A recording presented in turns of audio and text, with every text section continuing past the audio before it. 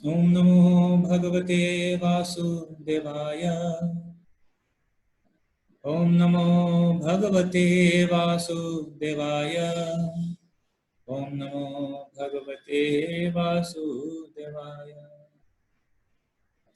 ओम ज्ञानतिमिरान्धस्य ज्ञानाञ्जनशलाकया चक्षुर्मीलितं येन तस्मै श्रीगुरवे नमः। जय श्रीकृष्ण चैतन्य प्रभु नित्यानंद श्री अद्वैत गदाधर श्रीवासादि गौरभक्तवृंद। हरे कृष्ण कृष्ण कृष्ण हरे हरे, हरे राम राम राम हरे हरे।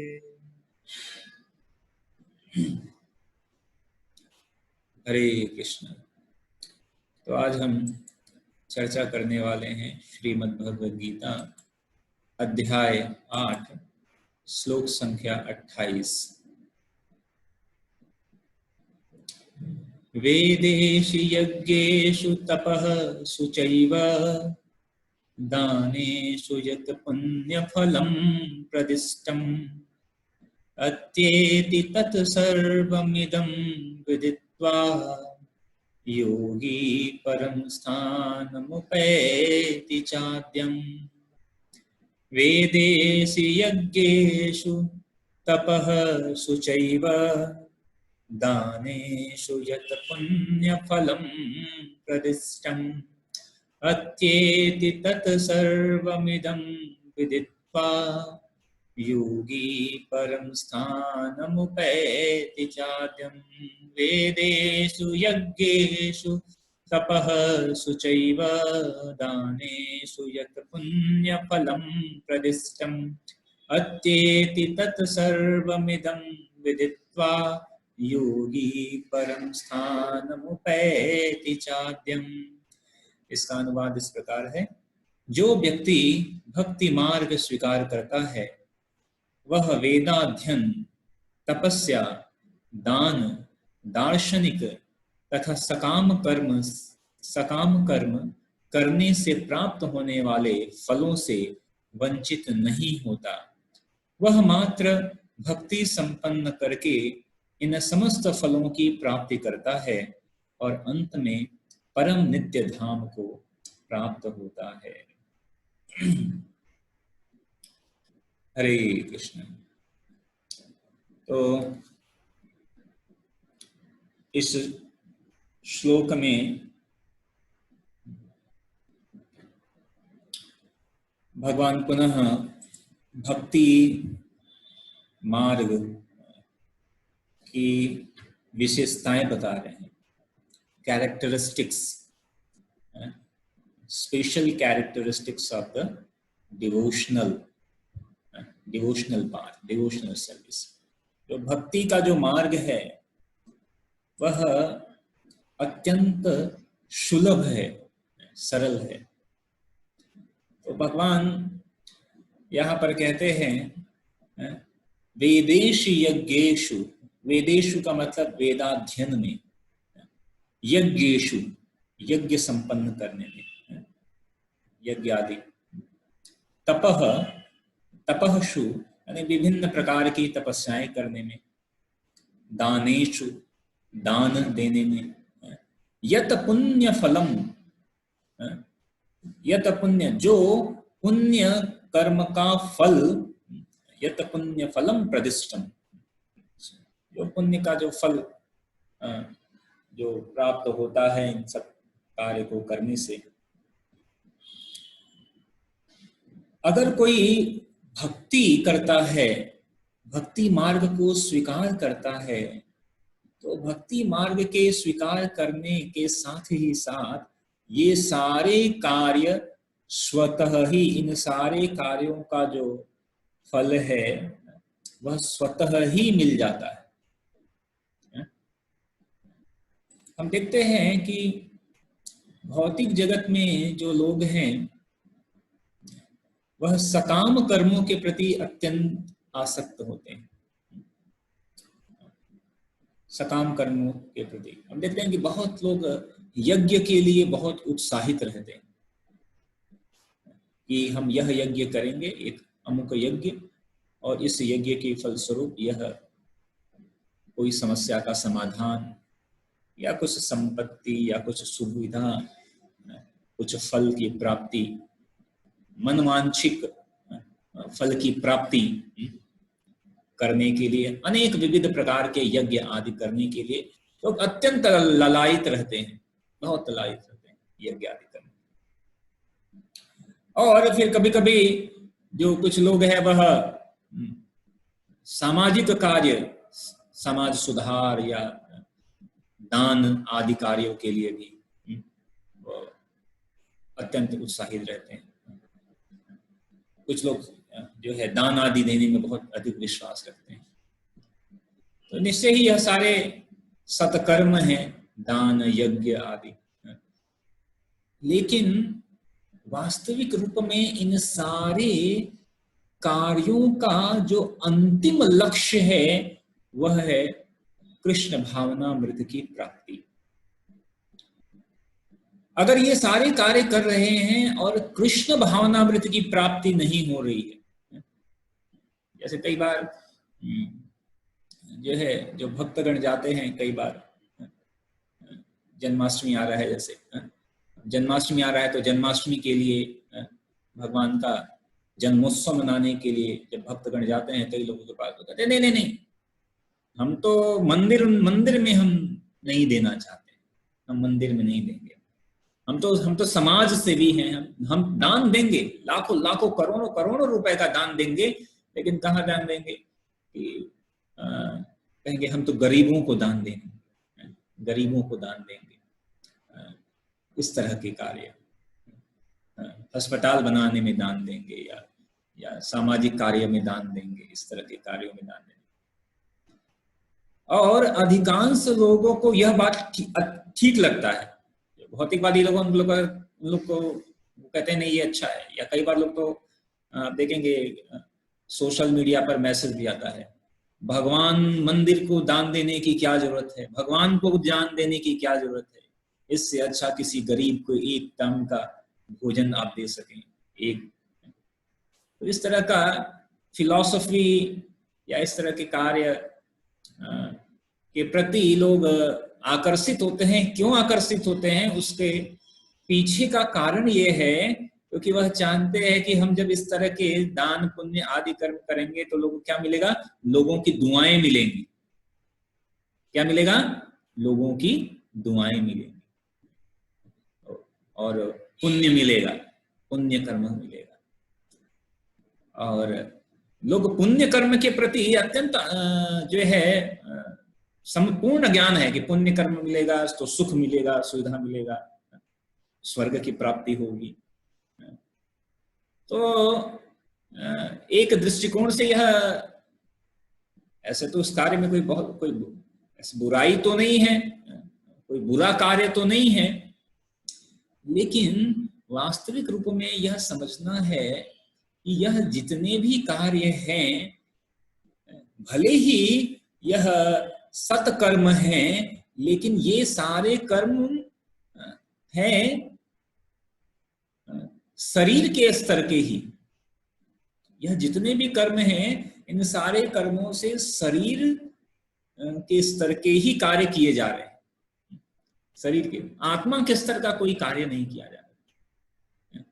किसी को दान दे रहे हैं तो जिसको दान दे रहे हैं, दान देने में कोई बुराई नहीं है, दान देने में कोई बुराई नहीं है, लेकिन प्रभुपाद तात्पर्य में बताते हैं कि दान देने के लिए हमें पता होना चाहिए कि कैसे दान देना है, किसे दान देना है।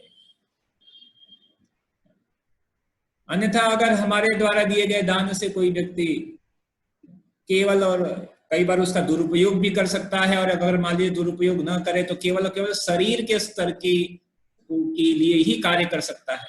लेकिन अगर हमारे दान से किसी आत्मा के स्तर का कल्याण हो सके तो उस व्यक्ति के जन्म जन्मांतर, हम एक व्यक्ति के जन्म मृत्यु के चंगुल जो चक्र है उसको रोकने में मदद कर सकते हैं। अगर सुपात्र और भक्त को अगर दान में दिया जाता है, अन्यथा अगर किसी और सत्कर्मी व्यक्ति को दान देते हैं तो निश्चय ही वह कार्य कर रहा है, अच्छा कर रहा है, लेकिन वह केवल उस जीवन में उस व्यक्ति के उस एक शरीर को टिकाने, उसको अच्छा करने या उसको सुविधा देने के लिए ही कार्य कर रहा है।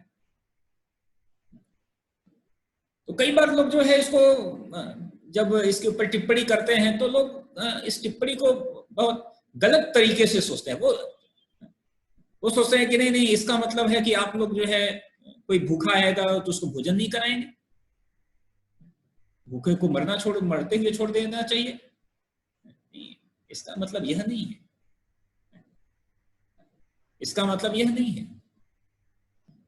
इसका मतलब यह है कि केवल और केवल शरीर के स्तर पर कार्य न करें, बल्कि शरीर के स्तर पर हम आत्मा के स्तर पर कार्य करें। जब हम आत्मा के स्तर पर कार्य करते हैं तो इसका मतलब यह नहीं है कि हम शरीर की हत्या कर देते हैं। आप समझ रहे हैं? अगर हम आत्मा के स्तर पर कार्य कर रहे हैं, इसका मतलब यह नहीं है कि हम शरीर को टिकाने के लिए कुछ नहीं करेंगे, शरीर को सर्वनाश होने देंगे या शरीर की हत्या कर देंगे, ऐसा आत्महत्या जैसा एक हो गया। नहीं, यह ऐसा तो नहीं कहा जा रहा है। अभी कल के ही श्लोक में भगवान यह बात बता रहे थे, अर्जुन से कह रहे थे कि अर्जुन तुम जो है मेरे को स्मरण करते हुए युद्ध करो। प्रभुपाद तात्पर्य में कहते हैं कि यह जो श्लोक है यह उन लोगों के लिए सीख है कि भगवान कर्तव्य पालन को छोड़ने के लिए नहीं कह रहे हैं, लेकिन भगवान क्या कर रहे हैं कि मेरा स्मरण करते हुए युद्ध करो। तो इसी तरह जब हम आत्मा के स्तर पर कार्य करने की बात कहते हैं तो इसका मतलब यह नहीं है कि हम शरीर के लिए कोई कार्य नहीं करते। आप देखेंगे कि अंतर्राष्ट्रीय कृष्ण भावनामृत इस्कॉन के सारे मंदिरों में, लगभग हर मंदिरों में, चाहे छोटा भी मंदिर हो या बड़ा मंदिर हो, हर मंदिर में वहां के आसपास लोग, कहीं अगर मंदिर है तो उसके आसपास कई 1-2 किलोमीटर के लोग तो भूखे नहीं सो। क्यों? क्योंकि वहां प्रतिदिन जो है भगवान का प्रसाद वितरण होता है। और लगभग अनेकों मंदिरों में, जबकि यह वैश्विक महामारी यह आई कोविड-19 की, तो अनेकों मंदिरों में जो है वह प्रसाद बनाकर उसका वितरण किया गया। लेकिन यह जो वितरण है यह सामान्य भोजन वितरण नहीं था, यह क्या था? प्रसाद वितरण। भोजन वितरण और प्रसाद वितरण में जमीन और आसमान का अंतर। भोजन केवल शरीर की बात करता है और प्रसाद जो है वह आत्मा की स्तर की बात करता है। तो ये जो अंतर है, ये जो डिफरेंस है, ये सामान्य लोगों को नहीं पता है, सामान्य लोगों को नहीं पता। तो अधिकतर लोग कहने का मतलब ये है, इस चर्चा से मैं यह कहना चाहता हूं कि लोग जो सकाम कर्म के प्रति आसक्त रहते हैं, दान यज्ञ आदि कर्म, वेदाध्ययन, कई बार लोग अनेकों प्रकार के वेदाध्ययन करते हैं, लेकिन समस्त वेदों का अध्ययन करने के पश्चात अगर उनसे पूछ लो कि who is the supreme personality of God head, पूर्ण पुरुषोत्तम भगवान कौन है, तो उसका उत्तर नहीं दे पाते। वह अनेकों प्रकार के जो है शब्दों के जुमले और अनेकों प्रकार के, ऐसे आप देख लीजिए अनेकों लोग हैं ऐसे जो एक सीधे सरल का जवाब कि भगवान कौन है तो वो कहेंगे कि भगवान ये भी हो सकता है, भगवान वो भी हो सकता है, ये वेद में ये भगवान लिखा है, वो वेद में वो भगवान लिखा है, यहाँ पे ये अनेकों जो, तो ऐसे वेदाध्ययन का क्या निष्कर्ष या क्या फायदा जो कि भगवान की शरणागति न दिला पाए। तो कुछ लोग वेदों का अध्ययन करते हैं केवल पांडित्य का प्रदर्शन मात्र के लिए, शब्दों को इस तरह, शब्दों की जादूगरी इस तरह घुमा देंगे, अलंकार युक्त शब्द बोलेंगे, लेकिन कृष्ण के गुणगान या कभी कभी कृष्ण का गुणगान भी करेंगे तो उसके पीछे भी वह उनका कुछ हेतु छिपा रहता है। फिर कभी किसी और का गुणगान करेंगे। तो भगवान कह रहे हैं कि यह सकाम कर्म के जो फल हैं निश्चय ही इनके पुण्य फल में होते हैं, लेकिन कोई भक्ति का कार्य करता है तो ये सारे सकाम कर्मों के जो फल हैं वह स्वतः ही प्राप्त हो जाते हैं, और वह फल जो है बंधन के कार्य वाले फल नहीं है। वह जो फल भक्त को जो प्राप्त होते हैं स्वतः ही वह आध्यात्मिक उत्थान का कारण बनेंगे, जबकि सकाम कर्मों का जो फल है वो बंधन का कारण बनता है। तो प्रभुपाद करें कि पहले एक ऐसी व्यवस्था थी, पहले क्या थी, एक ऐसी पूरी व्यवस्था थी। क्या व्यवस्था थी? तो प्रभुपाद बता रहे हैं कि जो व्यक्ति भक्ति मार्ग स्वीकार करता है वह वेदाध्ययन, तपस्या, दान, दार्शनिक तथा सकाम कर्म करने से प्राप्त होने वाले फलों से वंचित नहीं होता। वह मात्र भक्ति संपन्न करके इन समस्त फलों की प्राप्ति करता है। अच्छा, ये तो अनुवाद ही है। तात्पर्य प्रभुपाद कहते हैं कि यह श्लोक 7वें और 8वें अध्यायों का उपसंहार है। जो 7वां अध्याय पीछे गया और 8वां अध्याय चल रहा है, इसका उपसंहार है। इसमें कृष्ण भावनामृत तथा भक्ति का विशेष वर्णन है और मनुष्य को अपने गुरु के निर्देशन में वेदाध्ययन करना होता है। अब प्रभुपाद एक सिस्टम बता रहे हैं कि पहले के समय में क्या होता था कि जो व्यक्ति है उसको गुरु के निर्देशन में वेदाध्ययन करना होता था, और वह जब वेदाध्ययन करते थे तो वह गुरु के ही आश्रम में रहते थे, वहीं पर वो तपस्या करते थे। तो जो ब्रह्मचारी होते थे उनको गुरु के घर में दास की भांति रहना पड़ता था, दासवत नीचो, दास की तरह। और कैसा दास कि जो जब तक गुरु आज्ञा न दे तब तक वह भोजन भी नहीं करते थे। तो जो वहां पर शिक्षा जो ग्रहण करते थे जो व्यक्ति, वह घर घर जाते थे और वहां से भिक्षा मांग कर लेकर आते थे, और गुरु के जो भी भिक्षा में मिलता था, जो भी कुछ छोटा से बड़ा जो भी कुछ मिलता था वह गुरु को अर्पित कर देते थे। और फिर गुरु जो है किसी को अगर दिया तो दिया, नहीं तो दिया, नहीं दिया, ऐसा होता नहीं था। लेकिन अगर मान लीजिए अगर गुरु भूल गया देना तो वह उपवास ही करेगा। जो गुरु होता था, गुरु आदेश देता था तब जाके वो भोजन करते थे। तो इस तरह ये ब्रह्मचर्य के वैदिक नियम हुआ करते थे कि जो वो ब्रह्मचारी जो है वह वेदाध्ययन करते हुए तपस्या करता था। आगे प्रभुपाद कहते हैं कि अपने गुरु के आश्रम में जब छात्र 5 से 20 वर्ष तक वेदों का अध्ययन कर लेता था तो इस तरह के अध्ययन करने के पश्चात वह परम चरित्रवान बन जाता था। और वेदों का अध्ययन मनोधर्मियों के मनोरंजन के लिए नहीं, प्रभुपाद क्या कर रहे हैं, मनोधर्म यानी अपने मनगढ़ंत व्याख्या और मनगढ़ंत चीजें या केवल मनोरंजन के लिए ऐसा वह अध्ययन नहीं करते थे, अपितु चरित्र निर्माण के लिए करते थे। वेदों का अध्ययन करते थे, इससे क्या होगा, चरित्र निर्माण। और इस प्रशिक्षण के बाद ब्रह्मचारी को अगर वह चाहे तो गुरु के आदेश के बाद वह गृहस्थ जीवन में प्रवेश कर सकता था, विवाह की अनुमति उसको दी जाती थी। और जब वह गृहस्थ बन गया तो गृहस्थ के रूप में वह क्या करता था, अनेकों प्रकार के यज्ञ आदि करता था। गृहस्थ के रूप में अनेक यज्ञ करने होते हैं, और जिससे कि वह आगे गृहस्थ आश्रम में आगे उन्नति कर सके।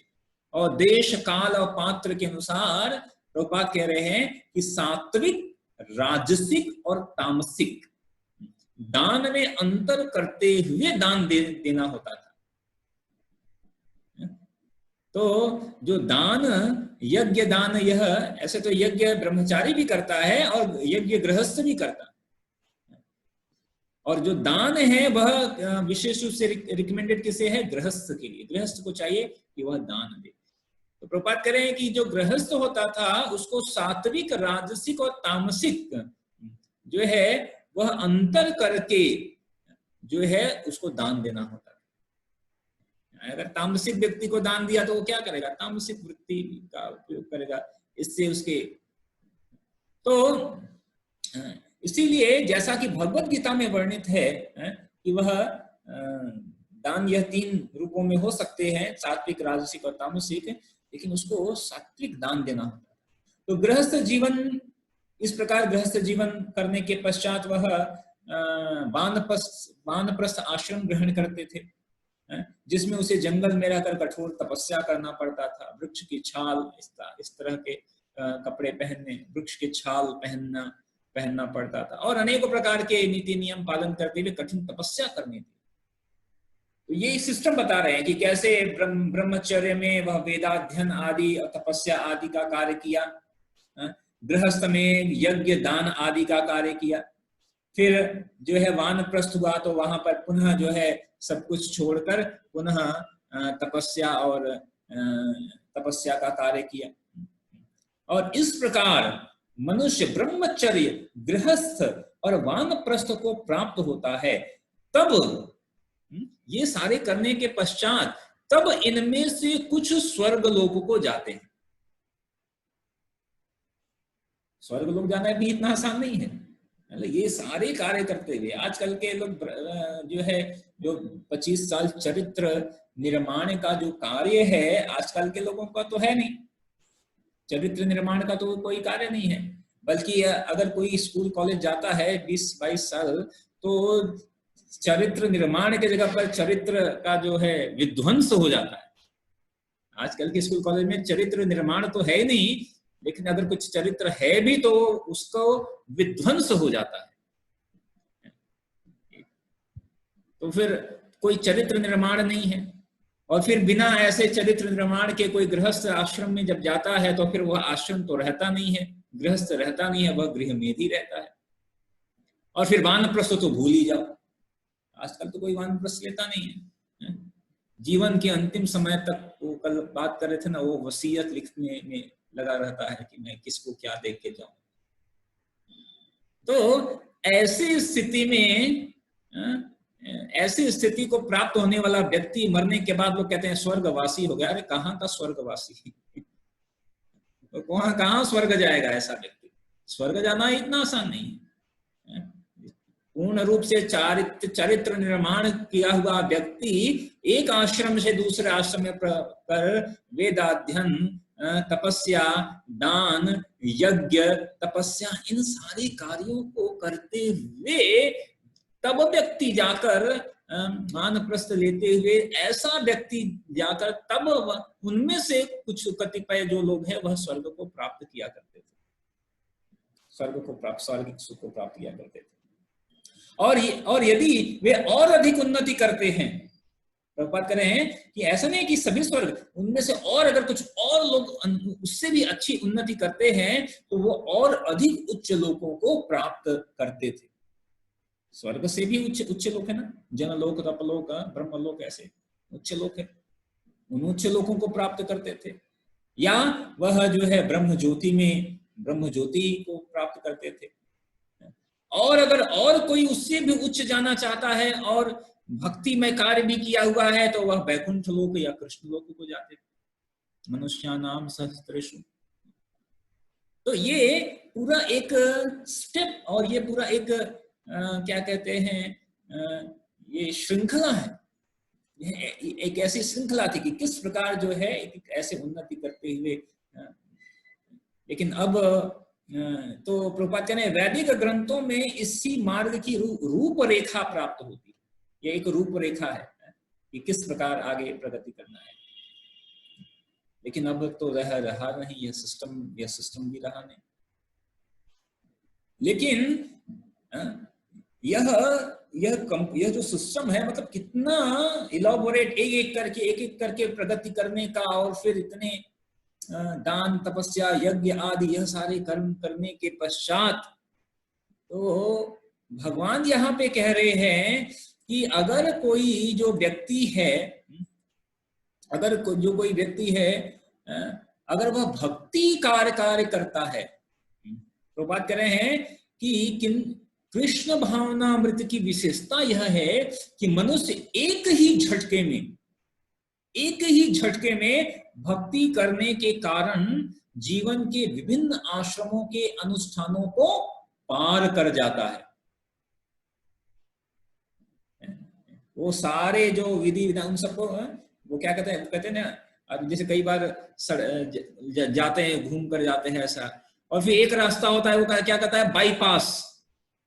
बाईपास है, एक पूरा वो गली मोहल्ले और सिटी से घूम कर जा रहा है, पूरा घूम घूम कर जाना है। और एक नया रास्ता बना है, क्या बाईपास रास्ता बना है, बस एक बार में सीधे बाईपास करते हुए वो सारे को सिटी उटी अंदर अंदर गली मोहल्ले में ऐसा घूमना नहीं पड़ता है, सीधे क्रॉस करते हुए निकल जाते हैं।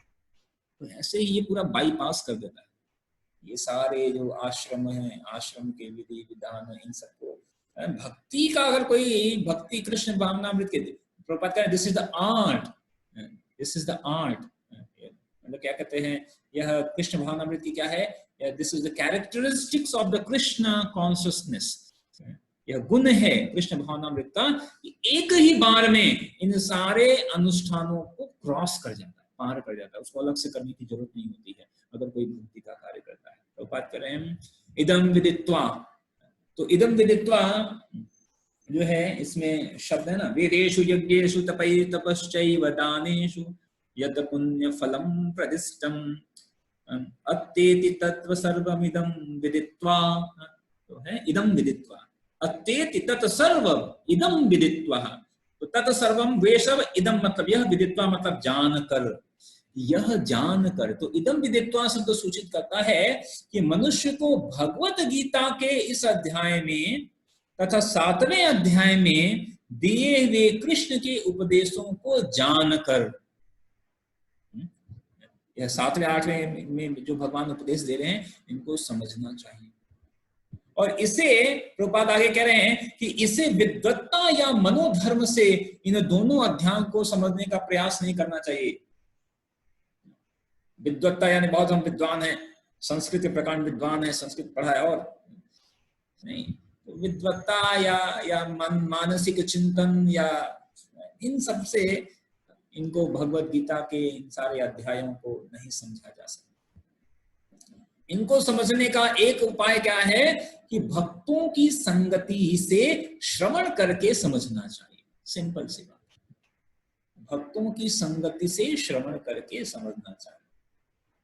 और इस प्रकार जब भक्तों की संगति में श्रवण करेंगे, भक्तों से श्रवण करेंगे, तो स्वतः ही ज्ञान प्राप्त हो जाएगा। तो आगे प्रभुपाद कह रहे हैं कि 7वें से लेकर 12वें तक के अध्याय भगवत गीता के सार रूप हैं। प्रथम 6 अध्याय और अंतिम 6 अध्याय इन मध्यवर्ती 6 अध्यायों के लिए आवरण मात्र है। तो 7वें से 12वां क्या है, भगवत गीता का सार है। पहले से जो 6 है और 13 से लेकर जो 18 है, 6 हुआ ना, 6 18 हो गया। तो पहले 6 और अंतिम के जो 6 है, जैसे पुस्तक है तो पुस्तक में कवर होता है ना, ये आवरण, ऐसा आवरण। तो कह रहे हैं कि यह भगवत गीता के लिए प्रथम के 6 अध्याय और अंतिम के 6 अध्याय क्या है, आवरण है। जो बीच के 6 अध्याय हैं यह भगवत गीता का एक तरह से सार है, भगवत गीता का सार है, जिसकी सुरक्षा भगवान करते हैं। तो प्रभुपाद करें कि जिनकी सुरक्षा भगवान करते हैं। यदि कोई गीता के इन 6 अध्यायों को भक्त की संगति में भली भांति समझ लेता है तो उसका जीवन समस्त तपस्याओं, समस्त यज्ञों, समस्त दानों, समस्त चिंतनों को पार करके महिमा मंडित हो उठेगा। महिमा मंडित हो गया मतलब ऐसा व्यक्ति जो उनको समझ ले, राज विद्या जो है, ऐसी राज विद्या को अगर कोई समझ ले तो वह स्वतः ही महिमा मंडित मतलब he will become very famous, renounced, विद्वान, बहुत फेमस, प्रसिद्ध हो जाएगा, बहुत प्रसिद्ध हो जाएगा। तो क्योंकि केवल कृष्ण भावनामृत के द्वारा उसे इतने कर्मों का फल प्राप्त हो जाता है, इन सबको अलग अलग से नहीं करना पड़ता है। कोई कहता नहीं मैं तो दान करूंगा, कोई यज्ञ में लगा रहता है, कोई दान में लगा रहता है, कोई वेद अध्ययन में लगा रहता है। लेकिन अगर कोई केवल भक्ति करता है, आपको देखिए भगवत गीता, आपको 4 वेद पढ़ने की जरूरत नहीं है, 108 उपनिषद पढ़ने की जरूरत नहीं है। आप क्या करिए, भगवत गीता, भक्तों से भगवत गीता का श्रवण करिए, भागवतम का श्रवण करिए, भगवान के नाम का जप करिए, भगवान की सेवा करिए, भगवान के द्वारा भगवान को प्रसाद बनाकर भोग बनाकर खिलाइए, फिर प्रसाद का सेवन करिए, और इस प्रकार नाचते गाते हुए आपको सारे उन जो है दान और सारी तपस्याओं का फल मिल जाए। भगवान भगवद गीता में अंतिम अध्याय में कहते हैं कि जो मेरे वाणी का प्रचार करता है वह मुझे अतिशय प्रिय। और ऐसे भी कहा जाता है कि अनेकों प्रकार के दान हैं, उन सभी दानों में सर्व जो उच्च दान है वह है ज्ञान का दान। सभी दानों में सबसे उच्च दान क्या है? ज्ञान का दान। और उन सारे ज्ञान में भी सबसे परम ज्ञान का जो दान करता है, परम ज्ञान मतलब भगवत ज्ञान का जो दान करता है, वह समस्त ज्ञानों में परम उच्च जो दान है वह है भगवत ज्ञान का दान। यह बताना भगवान कौन है, भगवान के साथ संबंध स्थापित करने के लिए उस व्यक्ति को लेकर आना। तो इस प्रकार यह वास्तविक रूप में सबसे बड़ा जो कहते हैं ना परोपकार, एक श्लोक आता है, अष्टादश पुराणेषु व्यासस्य वचनं द्वयं परोपकाराय पुण्याय पापाय परपीडनम। 18 पुराण में व्यास जी के 2 वचन हैं। क्या वचन है? कि परोपकार करो, और अगर कोई पाप करता है, दूसरों को दुख पहुंचाता है तो वह पाप है। लेकिन परोपकार, तो परोपकार मतलब केवल किसी का भोजन करा देना, केवल उसके शरीर आदि सुख सुविधाओं नहीं। वास्तविक जो परोपकार है उसको है कृष्ण संबंध ज्ञान को देना, क्योंकि वह केवल इस जन्म नहीं, उसको उस जीव को जन्म और मृत्यु के बंधन से मुक्त करके उसको शाश्वत जीवन, शाश्वत आनंद की प्राप्ति कराता है। तो वह वास्तविक परोपकार हुआ, वह वास्तविक परोपकार हुआ, वह वास्तविक सेवा हुई समाज की। समाज की सेवा, इससे बड़ी समाज सेवा क्या हो सकती है? इससे बड़ी समाज सेवा क्या हो सकती है? इसलिए आगे प्रभुपाद कहते हैं, जिसे भगवत गीता में तनिक भी श्रद्धा नहीं है उसे किसी भक्त से भगवत गीता समझनी चाहिए, क्योंकि 4थे अध्याय के प्रारंभ में ही कहा गया है केवल भक्तगण ही गीता को समझ सकते हैं, अन्य कोई भी भगवत गीता के अभिप्राय को नहीं समझ सकता।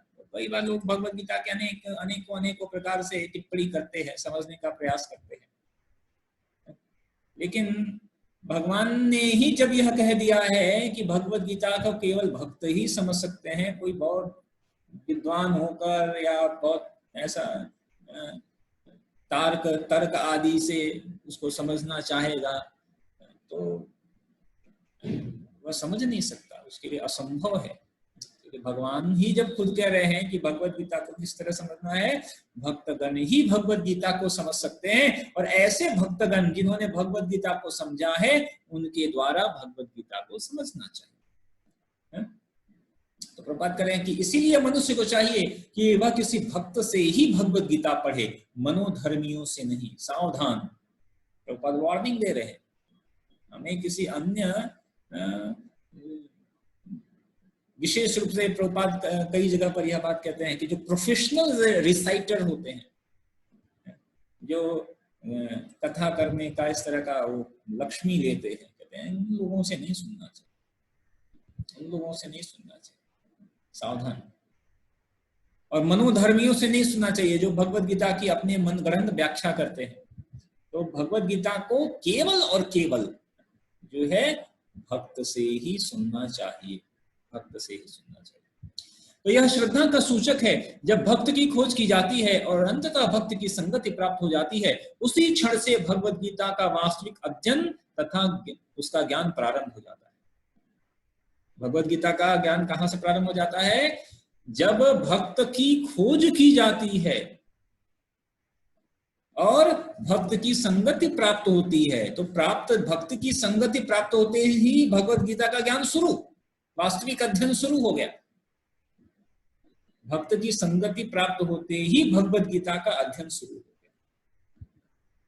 देखिए कई बार देखते हैं, कई बार कुछ लोग भक्तों के साथ में रहे। वो कई बार भगवत गीता भी अभी पूरी तरह पढ़े नहीं है, लेकिन भक्तों के साथ अगर वो 4-6 महीने रह जाए तो वो बड़े से बड़े लोगों को तर्क उत्तर में पूरा ऐसा सब बता सकते हैं। मतलब 6 महीने में भक्तों से सुन सुनकर वो इतने एक्सपर्ट हो जाते हैं कि किसी भी व्यक्ति को मतलब ऐसे जो है चैलेंज कर देते हैं भौतिकवादी को, ऐसी हर बात पर। तो भक्तों की संगति से ही भगवत गीता का अध्ययन प्रारंभ हो जाता है। तो भक्त की संगति से भक्ति आती है। प्रभुपाद देखिए क्या क्या शब्द कह रहे हैं। इसीलिए हमें जब भगवत गीता पढ़ना है, आप देखिए केवल एक शब्द, इस पर भी पूरा एक क्लास, और मतलब एक क्या महत्वपूर्ण लाइन है।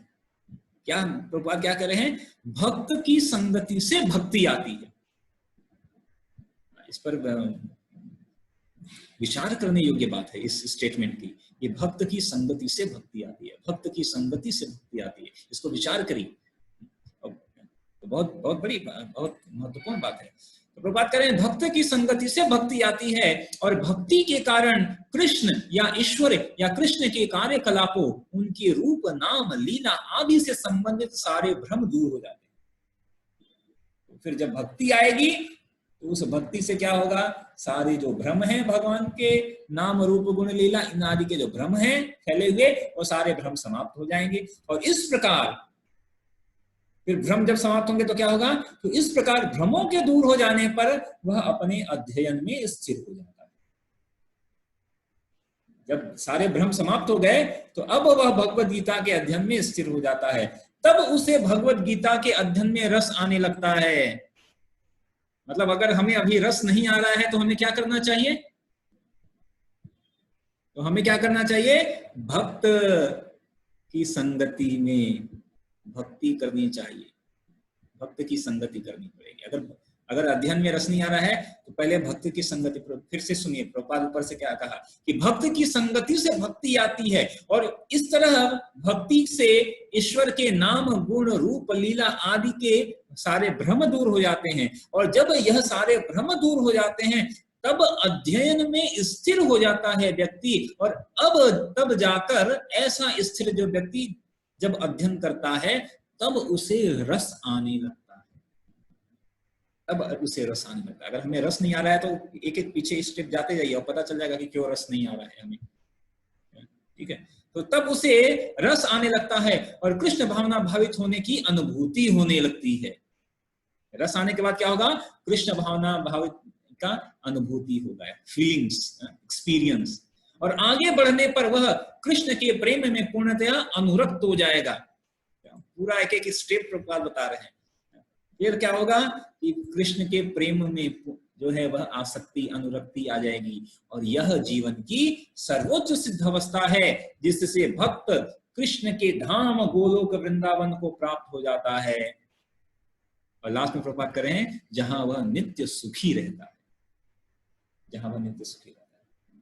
तो यह पूरा एक स्टेप, पूरा साइंस प्रभुपाद बता रहे हैं, एक स्टेप बाय स्टेप। तो इसलिए यह बहुत ही महत्वपूर्ण है कि प्रभुपाद भगवान यहाँ पे कह रहे हैं कि मात्र भक्ति संपन्न करने से यह सारी चीजें प्राप्त हो जाती हैं। केवल भक्ति